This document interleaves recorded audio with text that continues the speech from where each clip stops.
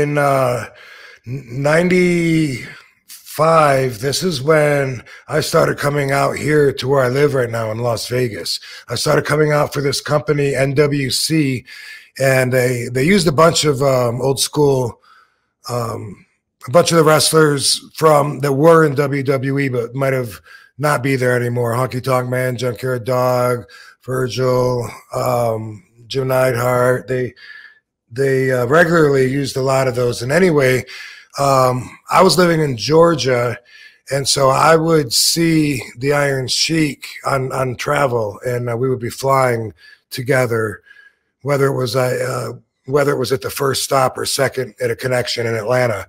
So I got to know him then, and the first time that I saw him, and I would have been just 25, you know, not real experience in life overall at all. But we went outside because we had enough time before the flight, and we were in one of those, I think they're called pylons, a construction pylon, a big round piece of cement that was a tunnel that we were standing in.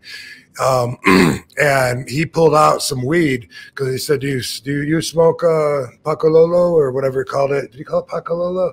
And anyway, I said, I do. And he wanted me to roll us a joint. I was like, oh, I can't roll, which I didn't know how to roll at that time. I was smoking pipes or bongs. And that was it. I hadn't any experience rolling. It's okay. You go ahead. You roll okay. And I was like, damn. It was like windy and we're outside. And he had, and I didn't know how to roll. And so he gives me a piece of a rolling paper that's all wrinkled up. Unwrinkle it. I'm looking at it, and he gives me some bud in my hand, and I'm like, I'm trying to break it up and sprinkle it, you know, and it's blowing all over from the wind.